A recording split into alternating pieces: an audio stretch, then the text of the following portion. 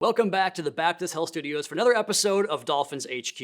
If you tuned in last week, I explained the pin-pull run scheme, and today I want to talk about simulated pressures on the defensive side of the football. Every team in the NFL, and quite frankly college football, does this, and the idea behind it goes back to the antithesis of successful defensive football. The best way to play good defense is to confuse the opposing quarterback, and with sim pressures, you can change the picture for both the quarterback and his offensive line and how they sort through which pass rushers are dropping out in coverage and which ones are coming after the quarterback. We're going to take a look at 3 plays here from the Dolphins defense where they bring second-level defenders after the quarterback and drop players up front into coverage to create chaos for the opposing quarterback and offensive line. Back to Monday Night Football right here against the New York Jets, a forced fumble and recovery by Tyrell Dodson and Jalen Phillips. And right here, Bradley Chubb is going to play a role called the creeper. We're going to show pressure, but we're going to actually back out and play coverage in the hook zone right here. And what I want you to watch is the way this impacts the Jets' protection scheme right here. Left tackle, initial vertical step right here is to take Bradley Chubb and pass pro,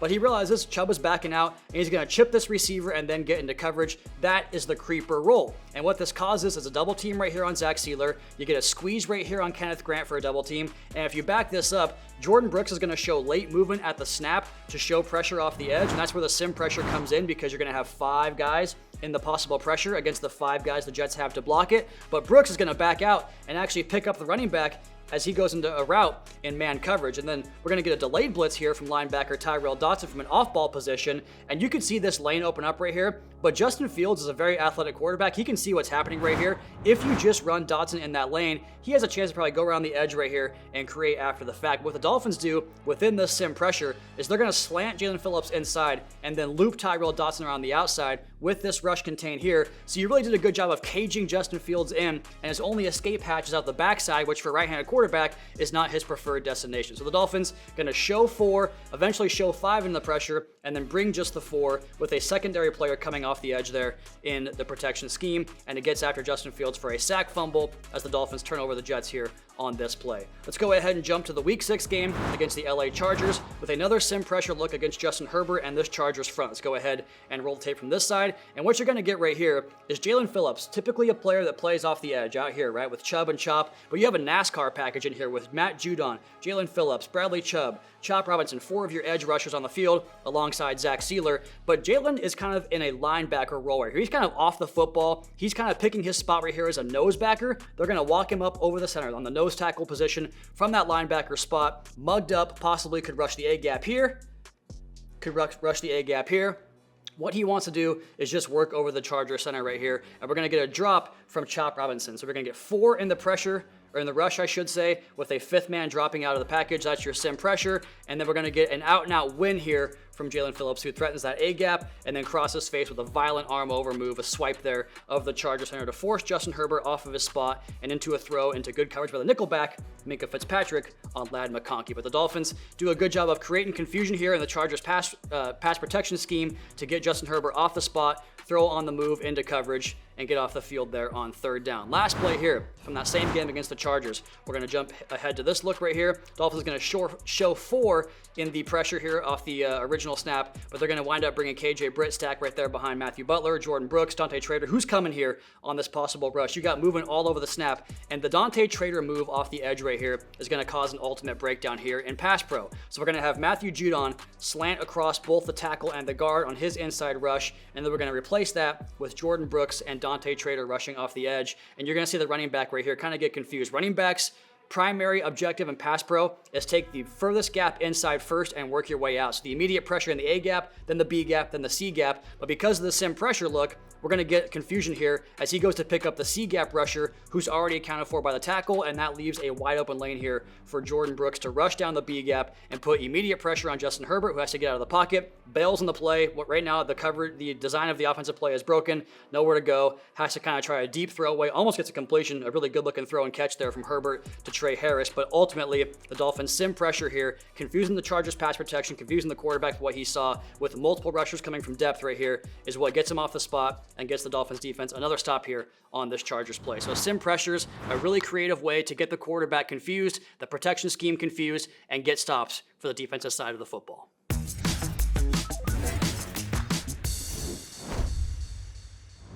The NFL is a game of trends and cycles. When I was a kid in the 90s, the power back with the hulking shoulder pads led teams with dominant defenses to the promised land of Lombardies. Emmitt Smith, Terrell Davis, even the early Tom Brady years were built around lockdown defense and a running back like Corey Dillon. Then in 2005, the NFL adopted the illegal contact rule and passing took off. But that was just the beginning.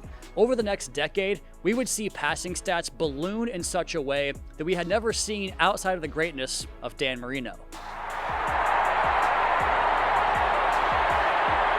Marino gunning deep, and Clayton is open for a touchdown. A record in the National Football League. Marino to Clayton. In 2024, however, we got to the other side of that cycle. But it's not just about the run game. Passing offenses have changed their approach, and quite frankly, the Dolphins were one of the offenses most responsible for changing how defenses were called. If you've watched any NFL game the last couple of years, you've heard about coverage shells and too high safeties. Defenses simply are not willing to give offenses any shot to attack vertically. The response from the collective in terms of offensive football in the NFL has been to not only adopt those late 90s power run game approaches, but to change the design of their passing offense in general. We're going to start with an advanced metric here, something called pass rate over expected. In 2025, teams have data points on everything. With an infinite number of football plays cataloged, a stat that projects when a team will run or pass the ball was born, pass rate over expected.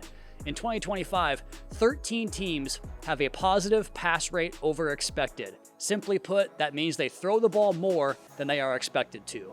That number is up from 2024, when only 7 teams had a positive pass rate over expected. But go back just 5 years, in 2020, the peak of the passing boom, 24 teams had a positive pass rate over expected. Say that 5 times fast, Travis. And even then, teams that are considered pass happy in 2025, that would have been middle of the road back in 2020. Nobody threw the ball more over their expected rate in 2020 than the Kansas City Chiefs. And it makes sense, right? Patrick Mahomes, Tyreek Hill, Travis Kelce. But that Chiefs team had a pass rate over expected of over plus 10. In 2025, it's the Chiefs who paced the pack again, but the number is down to plus 7.6. And the second-ranked team in pass rate over expected, the Chargers, are at just 5.2 pass rate over expected. To put it another way, the most pass-heavy teams are throwing the football over their expected rate at half of the pace they were putting it up in the air just 5 years ago. But go back 10 years. Here are the total yardage passing numbers for the leaders in 2015. 4,870, 4792, 4770, 4661, 4591. There were 12 quarterbacks with 4,000 or more passing yards, 19 that had 3,600 or more passing yards. League average for yards per attempt was 7.3. Fast forward to 2025, the league average for YPA is down to a flat 7. Last year, 6 quarterbacks had over 4,000 passing yards. The year Tua won the passing title in 2023. With the best beginning field position, 35 of LA. He's got Julio. That's a touchdown! Tua Tagovailoa. Just 2 other quarterbacks threw for over 4,500 yards. Tua, Jared Goff, and Dak Prescott. In 2021, 2 players threw for 5,000 yards. But there's another number that will help illustrate this point further. Average depth of target, which is the entire point of this speech. The average depth of target in the NFL, up to date in 2025, is 7.68 yards. In 2015, it was 8.4 yards. That was consistent from 2006 all the way through 2019, where it never dipped below 8.1 yards per target. In 2020, it dropped to 7.9. In 21, 7.8. 22, 7.7. You get the trend. It's decreased about a tenth of a yard each of the last 5 years to where it is today at 7.6. So the NFL is undergoing something of an analytics shift like we saw a few years ago in the NBA. The only 2s we take are layups and 3s, right? That's the mathematical equation to maximize the points you score on a given night. In the NFL, and especially in today's league, where a lot of the games that teams win are just not losing football games, by that I mean if you can play a clean game, there's a decent chance your opponent will just lose the game for you. So if you run the ball and throw short, high percentage passes, you reduce the likelihood of a turnover, you keep the clock moving, and you give yourself better odds on third downs. You can track this through pretty much any stat. INT rates are way down. Explosive plays are way down. It might not be the same explosive, exciting, fantasy-driven league that it was 10 years ago. Personally, I'm okay with that. I like a good 24-21 football game, but that's how the game is nowadays. Run game and short passing game. It'll be fun to watch where this game goes next.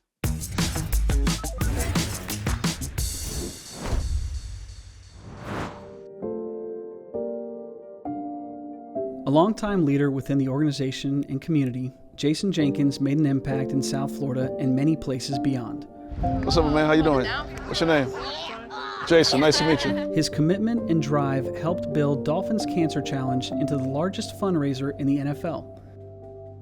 Put your hands together for Mr. Jason Jenkins. Jason embodied inclusive leadership and uniting people of all backgrounds. You're part of the family now. We're gonna be with you every step of the way. He created and championed the Miami Dolphins Football Unites program.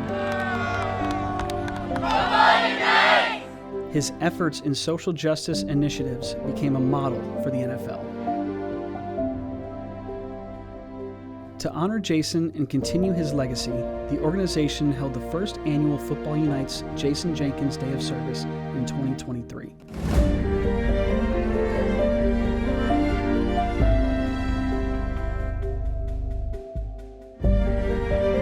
What began as a day to serve expanded throughout the month of October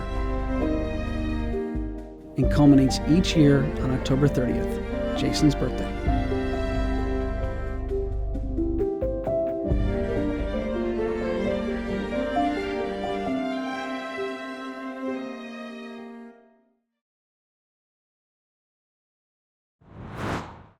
Jason Jenkins wore a lot of hats. He was our Senior Vice President of Communications and Community Affairs here with the Dolphins, but he was also a husband, a father, a friend.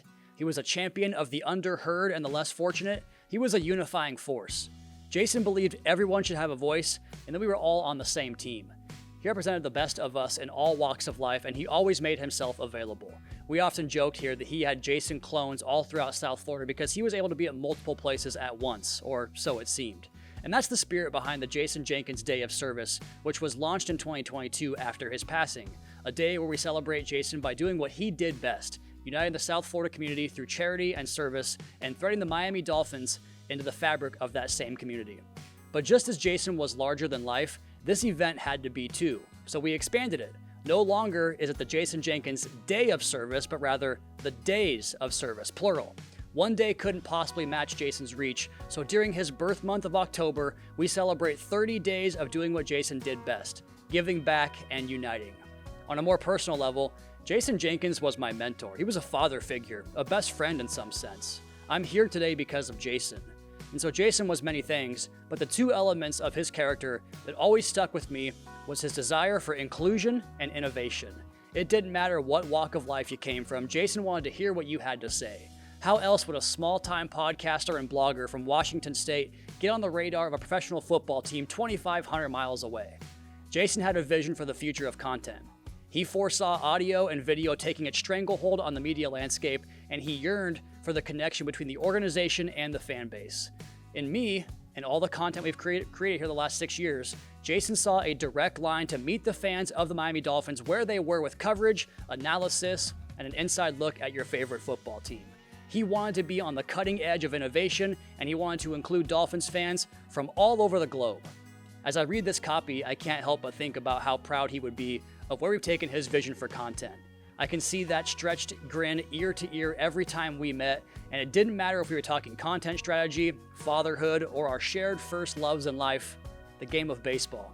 Jason was a Houston kid. He grew up going to the Astrodome just as I grew up going to the Kingdome in Seattle. Go Mariners. And when I went to what I thought was a job interview with Jason, we wound up talking about collecting baseball cards, figurines, and tracking stats of our favorite players as kids. That bond over baseball became the primary source of our trash talk to one another over the coming years. Because in the Astros' heyday, He would call my Seattle Mariners a palate cleanser, a team to get right against, and I made sure to kick any nearby trash cans to alert him, fastball off-speed pitch coming here, like his beloved Stros. The part of Jason that I'll remember more than the friendly sports banter or strategic podcast outlines was the personal moments. I remember it like it was yesterday. My first year in South Florida, I had a scheduled meeting with Jason at his office over at Hard Rock Stadium, and I was going to bring my firstborn daughter to the stadium to meet him. We had to call an audible because my baby girl got sick on the ride over and threw up all over the car. Total mess, total chaos. I took her back home to get her cleaned up and came to the meeting alone, much to Jason's surprise. Frantic, late, paranoid about this being a bad look in front of my boss, I walked into Jason's office an absolute wreck. But there's that smile again. That smile that didn't leave his face while I explained to him how tough my day was, and frankly, how challenging becoming a new parent was for me. Yet that smile persisted. He listened, and when I finished my story, he stayed as cool as the other side of the pillow and calmly told me, "Man, you are in the best years of your life." That's the lasting memory I'll have of Jason, and it so fittingly matches what his job was here with the Miami Dolphins. Nobody was better under crisis than Jason, even if the crisis was a little meeting mishap sparred by some spit up. That's who Jason was. He saw the best in everything and the good in everyone. Raising $100 million for cancer research takes more than teamwork. It takes passion, community, drive. This is 100, and this is the fight against cancer. Sign up and donate today. One of the best ways for all of you at home to join the Dolphins family is the Dolphins Cancer Challenge, the NFL's largest cancer fundraiser that sends 100% of funds to the Sylvester Comprehensive Cancer Center at UHealth. Join us on the road to $100 million raised by signing up at dolphinscancerchallenge.com. You can even sign up virtually if you're not local to Miami, but I hope to see you all there on February 28th at Hard Rock Stadium.